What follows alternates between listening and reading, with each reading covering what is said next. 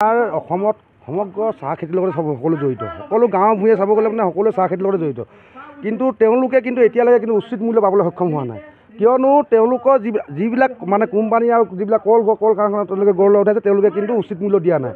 সেই ক্ষেত্ৰত আমি ভাৰতীয় চাহ ব'ৰ্ডক বাৰম্বাৰ কৈ অহা হৈছে, জিলা প্ৰশাসনৰ লগতো অৱগত কৰি অহা হৈছে। এই ক্ষেত্ৰত কিন্তু তেওঁলোকে কোনো এটা পদক্ষেপ লোৱা আমি দেখা নাই। সেয়ে আমি সকলো চাহ খেতিয়কৰ লগতে আমাৰ স্থানীয় দল সংগঠনে আহি পিনে আজি ভাৰতীয় চাহ ব'ৰ্ডৰ ওচৰত এটা ধৰ্ণা কাৰ্যসূচী হয়। তাত তেওঁলোকে এখন স্মাৰকপত্ৰ প্ৰদান কৰে যে অনাগত দিনত যাতে তেওঁলোকে উচিত মূল্য প্ৰদান কৰে আৰু তেওঁলোকৰ যিবিলাক যাৱতীয় ব্যৱস্থা দিবলগীয়া, যিবিলাক গ্ৰহণ কৰিবলগীয়া ব্যৱস্থা আছে সেই ব্যৱস্থা যাতে গ্ৰহণ কৰে তাৰ উদ্দেশ্যে আজি আমি ইয়াত তেওঁলোকক এখন স্মাৰকপত্ৰ প্ৰদান কৰা হয়। অনাগত দিনত যাতে ভাৰতীয় চাহ ব'ৰ্ডে যাতে এইবিলাক ডিচিশ্যন লয় বা তেওঁলোকে নজৰ ৰাখে তাৰ বাবে আমি দাবী জনালোঁ। ৰাজপথত আজি আমি নামিব লগা হৈছে।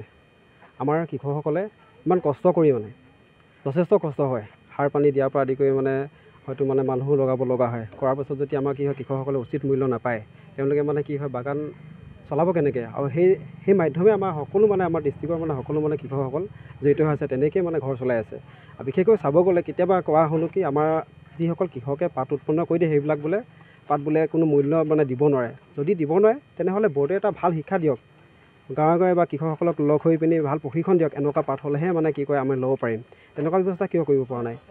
হয়, দুই এজন কি হয় ওপৰ মহলৰ আমোলা পৰ্যন্ত তেওঁলোকে লগ হৈ কি কৰে, সম্পূৰ্ণ কামটো মেনেজ কৰি পিনি তেওঁলোকে এনেদৰে আমাৰ এই সাধাৰণ শ্ৰেণীৰ কৃষকসকলক পানীত হাঁহ নোচোৱা অৱস্থা কৰি দিছে।